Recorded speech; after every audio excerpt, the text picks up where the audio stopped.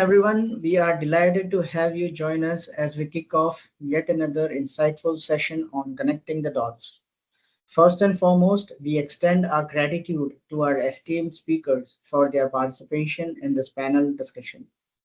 Radhika Niranjan, founder and CEO at RNI Associates, Suman Rudra, Chief Talent Officer at J. Sagar Associates, Harini Krishnan, Global Lead DEI and Culture at 247.ai India, Uday Garg, CHRO at Alkalamines Chemicals Limited, and Prakash Ramaya, Head Internal Audit at Varthana. A warm welcome to all. HRAI welcomes you all to this session on this insightful topic, CSR as a competitive edge, how companies use social responsibility to build a stronger workforce. To know more about HRI and its events, I would request all our participants to visit the link and details posted in the chat window. I am pleased to introduce our moderator for today's session, Prakash Ramaiya, who will be guiding us through the discussion with his insights and expertise. Prakash is serving as Head Internal Audit at Varthana. He is an IIM Calcutta alumni with over 30 years of experience in finance and internal audit across banking and microfinance sector. He brings a wealth of expertise in strategic auditing, risk management, and regulatory compliance. He holds a proven track record of identifying and mitigating financial risks while optimizing operational efficiency. To know more about Prakash, you can follow him on LinkedIn. The link for the same has been shared in the chat window. We are excited to have him moderate this discussion today. Over to you, Prakash. Yeah, thank you, Faisal. Good afternoon, everyone. It gives me a great pleasure to welcome you all to this important panel discussion on how companies use corporate social responsibility to build a stronger workforce. As we know, today's workforce is not just looking for a compensation and a career growth, but also for the purpose, values, and impact. Organizations that prioritize social responsibility are finding themselves with more engaged, loyal, and motivated teams. So today in this discussion, we aim to explore how companies across industries are embedding CSR into their DNA to enhance workforce strength through engagement, retention, and shared purpose. So, as introduced by Faisal, let me introduce our esteemed panelists who bring diverse perspectives and rich experiences to this conversation. So, we have Ms. Radhika Niranjan, founder and CEO of RNI Assets. This is an HR advisory firm. She focuses on soulful HR systems, performance rituals, and CSR aligned people practices that support both business growth and community impact. She holds close to 2 decades of experience in HR across diverse sectors. We have Ms. Narini Krishnan, Global Lead, DEI and Culture, 24/7 AA India. She is an IIM alumna and computer science engineer with over 15 years of experience in HR, spanning from hiring, learning and development to training. She actively supports the LGBTQ community and she is an advocate for women's empowerment and champions CSR. So along with us, we have Mr. Suman Rudra, Chief Talent Officer, J. Sagar Associates. He is a dynamic professional with over 2 decades of experience as national and international HR head. His core HR experience is in manufacturing, services, tech, and startups. So along with us, we have Mr. Uday Garg, CHRO, Alkyl Amines Chemicals Limited. He is a seasoned HR professional with more than 38 years of experience in HR and IR. His core experience is in manufacturing and service. He is currently chairperson of Indian Society of Training and Development in Mumbai chapter. So I thank you all for being here. So let us dive right in. So my first question is for Arini.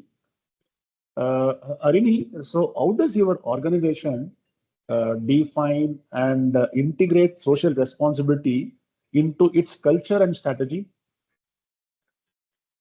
Sure. Thank you so much, Prakash, and thank you, HRAI, for having me and all the co-panelists. It's pleasure to see you all here on a Thursday afternoon. So I'm sure we're all talking about a cause that's close to our Yeah. hearts and something that we are passionate about.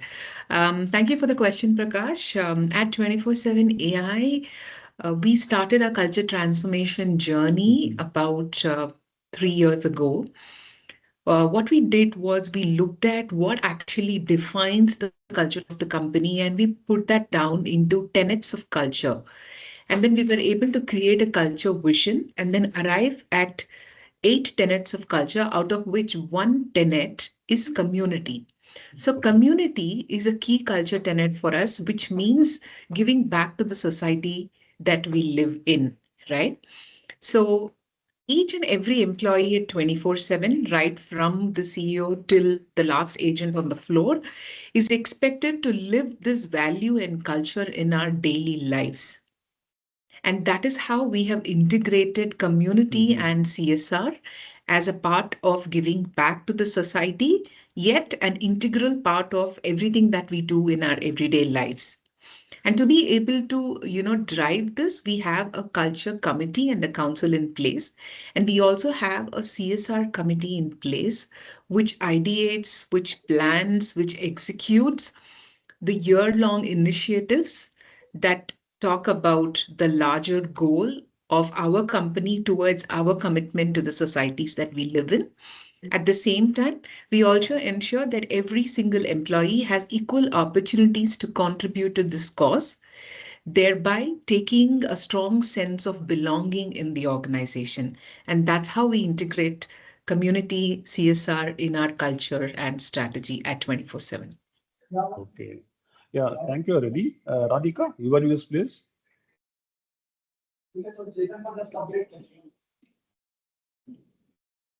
Yeah, am I audible? Yeah, of course, you're audible. Please go ahead. Great. So I just like to begin by thanking all of you for hearing my views on this because RNI is fairly new. It's just about 3 months into the existence. But Okay. considering my background, I would like to probably give you guys a small hint on how I started with RNI because that started with Mhm. the objective of giving back to the community, right? In my 19 years that I worked with diversified industries, starting from Reliance Communications to even nearby technologies, which even to fintech, to Avas India, which was my latest stint in media. Everywhere that I worked, I realized that the company values do talk about inclusivity, do talk about giving back to the society. In some places, it was looked at only as a tick box, which is 2% mandatory by government.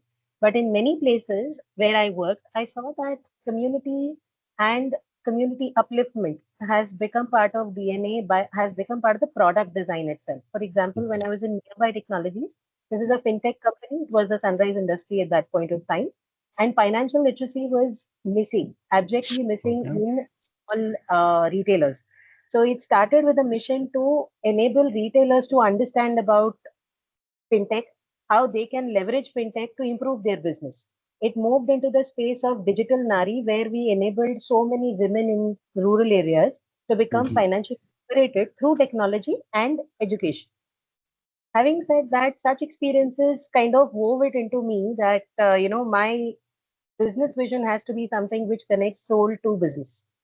And hence was born RNI Associates. I have a diverse clientele now, whether it's an MNC or an NGO who works with purpose towards including, the differently abled towards jobs. CSR is now part of my DNA and therefore RNI is DNA. And it has come because of the journey which has happened tonight. Yeah, yeah, thanks, Radhika. See, even in the organizations wherever I have worked, I have seen they have defined social responsibility as a commitment to create a positive impact beyond the profits. That is focusing on ethical practices, community development, and environmental sustainability. Yeah, fine. So, yeah, next question is for Uday. Yeah. Uh, Can you share a specific CSR initiative that had a noticeable impact on employee engagement or morale? Yeah, thank you, Prakash, and thank you, HRAI. Uh, I am working with Alkyl Amines Limited. So we are 1,800 crores company, and we are regularly making profits. And we have the CSR fund. Now, as Radhika is also telling, many companies they look CSR fund as a expenses which has to be done. It's a statutory thing, and chalo, we have to give it. But in at Alkyl, what we do is it's not only the CSR committee who takes the call on how the amount is to be spent, though the committee decides on the broader uh, layout at how the things are to be done. We have our value system. So our CSR spending is linked with our value system. And what we do is we engage our employees in doing this. So whenever any project at my manufacturing site is decided, so it comes through an employee. He comes with a project from his own village or the neighboring village around our factories. They come up with the project evaluated by the HR team, and the volunteer is responsible for that project. Is involved into that project since the inception till the completion, and not till the completion, but even next 5 years, he will ensure that what the CSR. Suppose if you do something in education, so what is the impact for the next 5 years of that amount spent? So the employee is involved into that, and so that is how the art of giving is also imbibed in the employees. We don't pay employee not even the time we are living off. It's a voluntary job. He is voluntary doing it, and that is how there is an involvement, and the employees are actually really there after us. We want to become a volunteer.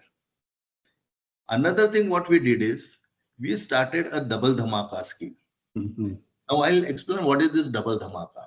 Okay. Suppose in that scheme, the employee identifies the project. It may be at his own village or far off anywhere, but aligned with our guidelines because we do it in education, human empowerment, drinking water, and all these things we have, wildlife conservation, everything.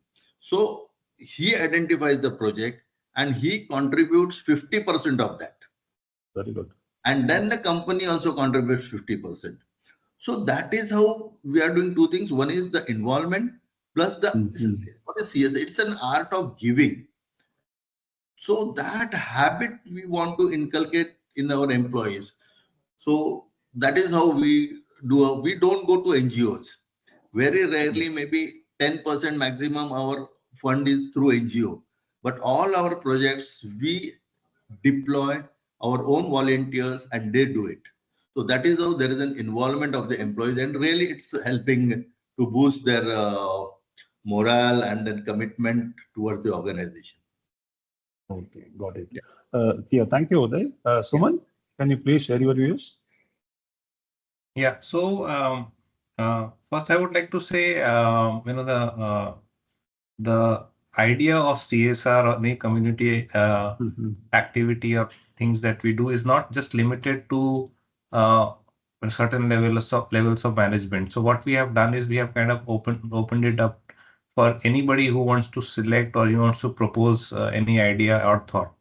Now, any idea or thought which comes from anybody within the firm is looked upon into it, okay, and what the idea is, what the thought process is, and what is the expectation of the help, and then we throw it open to everybody in the firm and say that this is something we think that we should take it up, and if people are wanting to participate, be it voluntary time sharing, be it monetary, be it something else, people come forward and kind of participate in it. So that's at one level, which is like kind of making it almost like a democratic process instead of a top-down process. The second is since we are a law firm and we're a top 5 law firm in the country with 700 plus lawyers, etc. So we understand there are certain segments of people in the country who would like to have some professional services of a lawyer but cannot afford. So we have something called a pro bono work. Okay, that means we have allocated certain amount of time for each of our lawyer, saying that if you want to do pro bono work, please go ahead and do it. Okay, and we will take care of it, take care of the time, because in professional service, time is money. So we will take care of the time while you are doing your appraisals. We will take into consideration that time you have spent, okay, in doing a pro bono work and recognize it as a part of your daily job. Okay, so the person's hours spent on doing a pro bono work, which may be helping a needy person, helping somebody to fight a case, the person doesn't have money, okay, or maybe a social cause, or maybe anything else. Okay, so this is again opened it up for anybody who wants to do it as per their own choice and offering the professional service that they are expert in. So I would say these are the two examples I can say which actually helps to build engagement, because engagement, as far I feel, is that something that I want to do and not being kind of imposed or forced on me to do. And that brings the highest amount of engagement. Correct, correct. Thank you, Suman. So adding to both Uday and Suman, even one impactful CSR initiative I remember based on experience was our employee volunteering program in local rural schools, where staff mentored underprivileged students. So it boosted morale by giving employees a sense of purpose behind work. It strengthened the team bonding and increased pride in being part of a socially responsible organization. Okay, so the next question is for Radhika. So, how do you encourage employees to actively participate in CSR programs? Is it through volunteering, gamification, incentives, or something else? So, Prakash, the first thing that we do, even today in RNI and even in my corporate journey when we were doing was first, we explain why CSR. Because we strongly believe that if people understand why CSR, the why behind the action, CSR actually becomes a mirror reminding them why they joined the organization in first place. What is the value addition to them due to an activity? That is the first step that we take with every single activity that we encourage our people to do. Second thing that we do is clearly uh, taking up from Suman's statement, linking it to their performance to give them an incentive, because a lot of people otherwise remain busy in their daily work and do not consciously take out time to give back to the society because we have too much work. It's a very standard line across industry lines, across corporate world. Gamification definitely works because it makes life interesting. So when we give points, when people contribute to a particular cause, say digital literacy program for school children, or we had in Avas an English language program, because a lot of bright students lose out because of language limitations. So we had that program there. We had towards environmental causes, something like a beach cleanup after Ganpati, immediately after Ganpati, which was towards uh, every year we do in every organization that I have worked, have a tree plantation drive during monsoons, because we know as much as anybody else, uh, ozone layer depletion can only be done through this. So all those programs, when we assign some points for volunteering, some points for active volunteering, and some points for coming up with the idea, it kind of brings excitement into the system. So that is the third thing we used to do. Plus, we used to immediately appreciate every single contribution. So there is a spot award, recognition on the Hall of Fame. All of this happens. But the most important thing that drove people to participate actively was active founder or C-suite engagement. When they saw that their CXOs were there out in the field, dirtying their hands, doing the work which is required, I think people were maximum encouraged to come and participate. So, like we had our product head who would go on every single, tree plantation drive and dig the trenches, and there was somebody else who was planting the trees. So that made a huge difference in the participation levels. And of course, the final incentive is the most, person most recognized for doing such kind of impactful work, driving meaningful change, would get, rewarded in the annual awards, which is like an exemplification that this is what you need to follow to become a complete contributor rather than just remain limited to your group. Yeah, thank you, Radhika. Suman, your views, please. Yeah, so I think I mentioned that volunteering work, if it is related to the the profession of law, because we are all lawyers, so 10 to 15% of the time is allowed in a year annually to spend on any such pro bono work, and that entire time is kind of discounted or taken off from the overall yearly kind of billing. So the person is not, first of all, kind of penalized for time spent on this activity. That's that's one. But the second is more important is the encouragement. How so there are some of these stories which I think come out of these examples. So I think we kind of encourage people to kind of speak out and let us know what is the pro bono work they have done. And if they wish to, kind of, circulate it or let us know and let their colleagues know about that, what work they have done.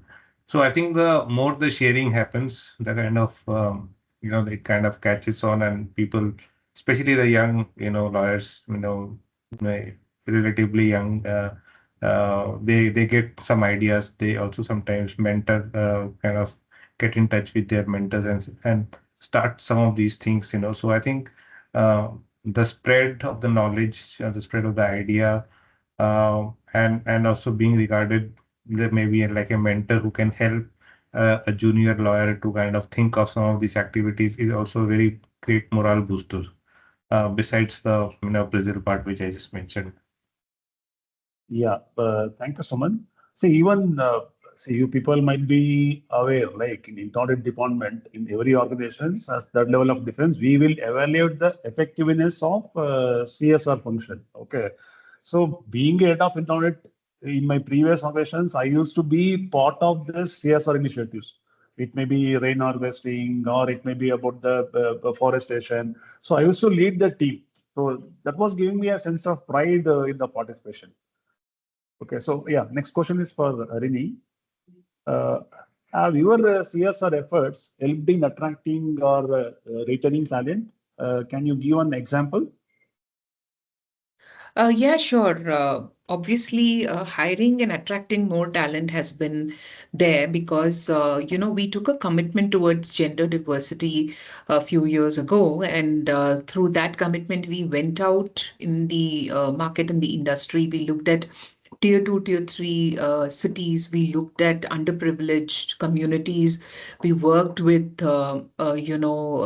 victims. We worked with COVID-19 survivors, especially the wives of people who lost lives during COVID. And, Okay. Yeah. we worked with multiple channels like this where we could go back and bring people into workforce to be able to give them those opportunities. And of course, while that also gave us a sense of commitment and giving back to the community, it also gave a huge sense of assurance in the people who joined us through these initiatives. And today, some of them are the top performers in the verticals that we have hired them for. And that has been one of our biggest wins. At the same time, we also have many skill developmental programs where we continuously train candidates, we boost their confidence. And then, if you see, through public-private partnerships and also with government that we partner, we have been able to place at least 60% of people within 24/7 AI. Almost 20% were placed in government and private sectors, and more than 20% of them today are being mentored to be placed in different places. So, answer to that is yes, there has been enough and more study internally for us to say that this has worked for us. We are able to attract and retain talent through our community outreach programs. Okay, thank you, Rini. Suman, your views, please. Yeah. So As we have seen, I think some of the surveys, if you see, has come out with a very clear preference of Gen Zs towards organizations or joining organizations which have a sense of purpose, a sense of meaning, sense of belongingness. And definitely one of that converts into how the organization is not just, made for profits, but also how it is kind of creating its spark on the social space, on the community space. So having said that, and we are one of the, very strong believer of kind of taking talent not just from the lateral market, but also from the campuses. So while we go in the campuses, law colleges, law schools, I think to stand apart as a differentiator than any other competitor that we have, I think we very clearly outline the way, we our CSR strategy is, and the way each and every attorney in a company or in a firm is participating today. So I think the entire enabling framework, the empowerment and the ability to kind of do something on their own is definitely a differentiator, because in today's time, a salary compensation benefit, I think, is a leveler. I mean, everybody's True, true. giving the Yeah, same yeah. salary, so we can't just compete on that. And I think beyond just compete, I think it also makes a meaning for them, because in today's time, people are also looking at organizations where their own, a sense of belongingness would be there. So they will be appreciated more as an individual than somebody like a resource. Okay. And they will be respected for their thought process. They will be respected for their time. So I think that sensitivity in an organization can only be brought about that we are sensitive to your needs. I think it can be directly relatable to if the organization is sensitive to the community needs. If the organization is not sensitive to community needs and social needs, it cannot say that we are sensitive to employee needs. Correct. True. Okay. So I think that link is very key to establish, and going forward, this is going to be one very key differentiator. And having, all the things remaining constant or similar, I think the social impact the organization is making is going to be the differentiator when somebody joins a company or a firm. Yeah, thanks, Suman. Uh, Even I remember when I was in Ujjivan, where Ujjivan was conducting a lot of CSR activities. When I was interviewing candidates for my function, one of the candidates mentioned when I asked him what is the reason, he cited saying that since we are conducting a lot of environmental and community programs, that was one of the reason he wants to join. So that was the impact CSR has been creating. So my next question is for Arini. I would just Uh, like to add before we yeah, move to the please. next question to Yeah, Suman please. and your point. Uh, It's one of my past experience when I was hiring technologists, like, you know, yeah. not Gen Zs, but, technologists who are like really big tech guys in the industry. And this during the HR interview, this person happened to ask me one question. Like usually you have these conversations, right? You share about the Mm. company and you talk Correct. about your Yeah. compensation benefits and all of that. And then you ask, do you have anything for me? Yeah. And then, if they don't have anything related to offer, then they say nothing. But this person Okay. asked me, can you tell me what is the carbon footprint of your company? Oh, Can you fantastic, tell man. me, yeah, can you tell me how many trees did you Uh, plant in the last 1 year? And, I was so shocked by that question. And Correct. unfortunately, I didn't have an immediate response at that point in time. This was at Mm. least 5 years ago. Okay. And then I realized how much it definitely means. And from then till today, we know that we've come a long way. And then today, organizations, have to be prepared for these questions and actually live and walk the talk. If you have to stand out as an employer of choice for people. So that's what I would like to add. Yeah, yeah. Of course, it's true. True. Whatever you said is true, Arini. So, yeah, my next question is for you.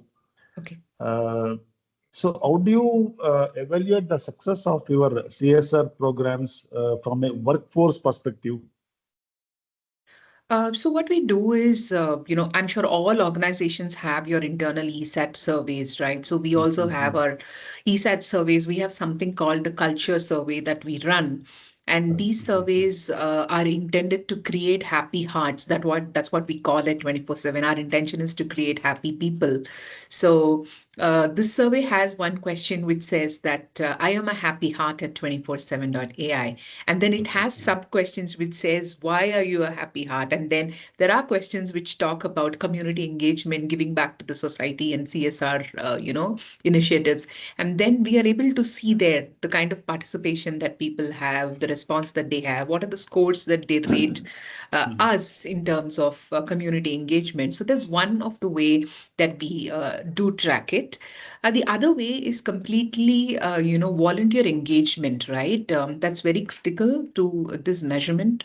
If I have to just give you a number, during the last year across our regions in India regions in Hyderabad, Bangalore, and Shillong, we had more than 20 events where we had almost 900 people who participated across the country. And our newest center is in Shillong, the northeastern part of the country. And of course, we have taken our volunteering efforts there right from hiring people from there, at the same time also giving back, like we did blood donation drives, donation for senior citizen homes and a lot of things. And only in Shillong we had 100 volunteers come in, on the floor to drive all of this.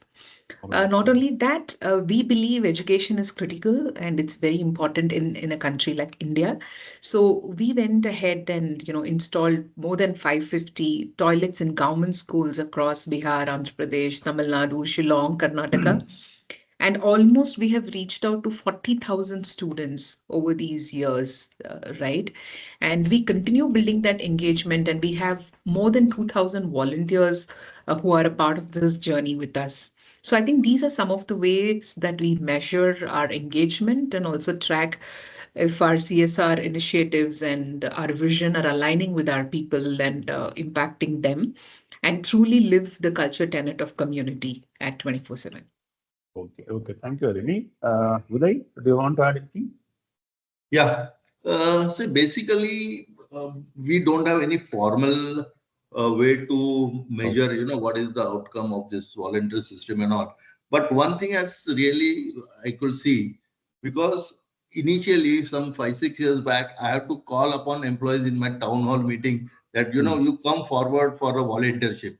But now the thing is the other way. People are now coming, sir, we want to become a volunteer. And it's now not only the employee, but the employee's spouse, that is mostly the wives. They are also now into the volunteering, because when we started the skill development activity in the village, the spouse, one of my engineer's wife, she was MA English. So she said, okay, I will teach this village, how to speak confident in English. Then, one she came, okay, I can teach them music in that community hall. So this is how, inculcating reading habits.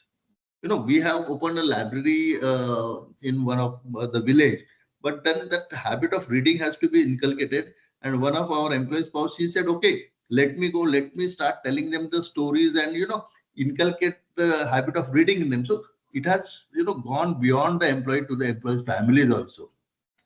And what we do is we, at the end of the year, we give a letter, appreciation letter signed by our chairman. And all these projects, we come up with a magazine on CSR. And then these top projects are highlighted. And then that employee gets, publicity within the organization, and he feel elated. This is how we do it. Yeah. Right. Thank you, Uday. I think now it is a time for the audience. Let us open the floor for them. Yeah. So for the audience, do you believe CSR initiatives have a direct impact on employee retention? Let me repeat the question for all the audience who are the participants in this forum. I want to ask, do you believe CSR initiatives have a direct impact on employee retention? You may use emojis or you may raise hands so that we'll try to connect with the audience.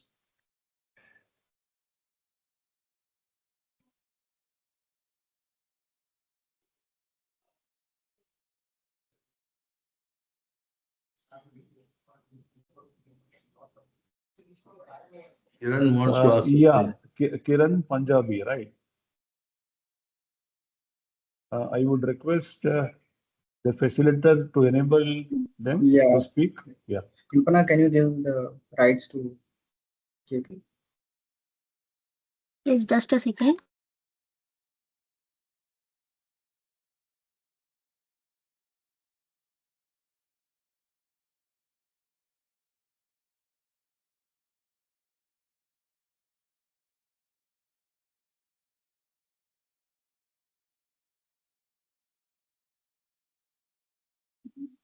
Yeah, Kiran, so you can speak now.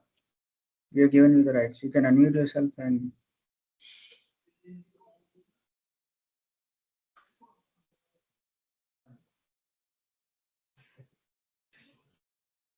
No, I think uh, she's not our able to mic, unmute.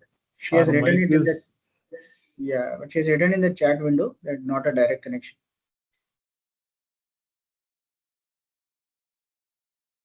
or she may provide her inputs in the chat also if she Yeah, is not able to connect.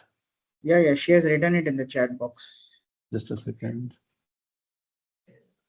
She has mentioned saying that not a direct question, but what she wants to, if she has having any question or she wants to say anything, she can type in the chat. Sure.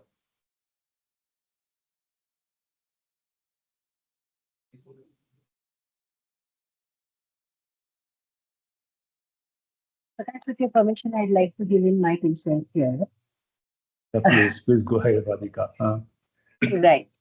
Um, Most of us feel initially when we start our CSR journey that it is a separate track from each other. Uh, Over 19 years, what I have realized and what forms the foundation of RNI Associates is that CSR is nothing but HR with heart. Okay, like Harini said, we have over 2,000 volunteers working in different initiatives. Suman has said pro bono work happens because it's part of the, system for them to encourage people to do more, give more. I can tell you one of my freelancers who is working with me in Navas and has now started collaborating with me in RNI Associates work has voluntarily extended her work with me because it is more soul based rather than just another tick in the box. Okay. Uh, a lot of value is there to people who do business with a soul. So yes, there is a direct connection between CSR and retention because people who join you for your values have to see them in action, to believe and then extend and engage. Okay. Thank you, Radhika. So, since we are not getting much response from the audience, so I would like to end this session with a closing question for all of us. So, I mean, yeah, if you could give one piece of advice to the organizations starting their CSR journey with workforce engagement in mind, what would it be? So, I would like to start with, yeah, Radhika, of course. Well, it will just be an extension of my earlier comments, to be honest, because every organization who wants to start a CSR journey will first need to figure out what is it that aligns with their value system. I mean, Yeah. Uday spoke about value system, Harini spoke about value system, Suman spoke about value system. I have been speaking about that. So anything which is authentic to and aligned to your value system, that is the cause you need to choose and get into first. Like at Avas, it was sustainability design. At Seaway, it was healthcare. At Leicester, it was about technical education and empowerment. With RNI, it is about scaling with soul. So every single Mhm. organization that wants to get in with a cause which is aligned to your values. Only then you will add value to that cause, and the genuine outcome will be. Okay. Thank you, Radhika. Harini, Yeah, I think pretty much what Radhika same said. resonate. First Yeah. is, the value of the company. And, to me personally, it is also about what your people really want, right? Like, I think it Mhm. was Suman or someone was talking about Gen Zs and all of that, right? What is their purpose in a Expectations, workplace? yeah. Yeah, and their expectations. So pretty much asking what is that your people are interested in and how their purpose is aligned to community service, and then creating initiatives around that will help organizations who want to start their CSR journey. But then it's never too late. So if you are deciding to start, then the time is now and the time is right. Okay. Thank you, Rini. Suman? Yeah, so I think the one piece of advice I can say is that any social initiative, or program or strategy needs to have very genuine interest in this. I mean, it's not because, it needs to be done and it's the coolest thing to be done. Not like in that way, but I think the genuineness in the interest can be achieved in many ways. But one of the key things to do is to have a leadership sponsors on that. I mean, this should not be an HR activity. Okay, so I think there should be somebody at the CXO level or a founder level who himself or herself is spending time in doing CSR. Okay, and then leading the calls. I think if that happens, the entire organization will follow through. Okay, so I think that is the most important thing that needs to be done to make a CSR strategy success. Yeah, yeah. So even our one of the audience, Kiran Punjabi, is also expressing saying that it's not HR activity. True, true. Yeah, Uday? Yeah. So yes, rightly as Mr. Suman said, it should not be an HR activity. HR should be just a facilitator. Facilitator. Yeah. It should be the program of each and every employee who are really interested in doing the CSR. So with the CSR fund available, the CSR activities are to be driven by the employees. Yes, guided, channelized by the CSR board level committee and facilitated by HR. So see, one thing is it happens, suppose you have a production person or a marketing person, anyway, they are all small, street smarts and all the things. But especially those, I'm from a manufacturing side, those who are all the 24/7 working in the plants, you can see the change in their personality. Yeah. So that helps, and then people start enjoying this, like it's something, non-boring, non-routine activity. So really it helps them. Yeah, I So think don't go with more with the NGOs. Take their learn from them and do it on your own. That's what I will say.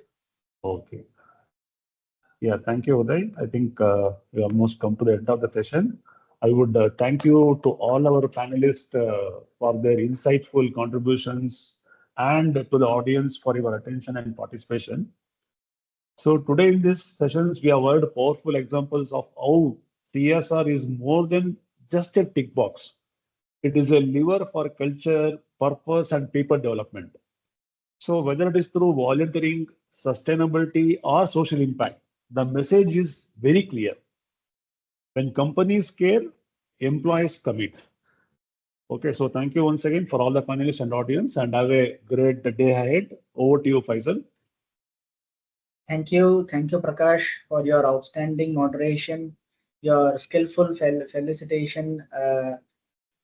Brought both energy and insight to the session, guiding the conversation with clarity and a strong sense of purpose.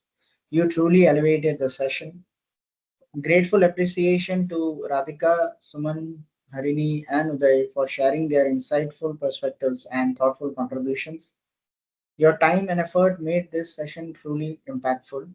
Looking forward to many more such enriching and engaging conversations ahead. For those eager to revisit today's insights, the session recording is available on our YouTube link shared in the chat window. A special thanks to our event partners, Geisha, NASCOM COE, Talgro, TLE, WICCI, LinkedIn Local, Ahmedabad, and India for their invaluable support in making this event a success.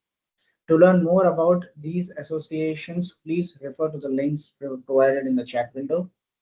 We look forward to welcoming you to our next session on the topic DEI in the age of AI, mitigating bias in HR tech and talent practices on June 19, 2025.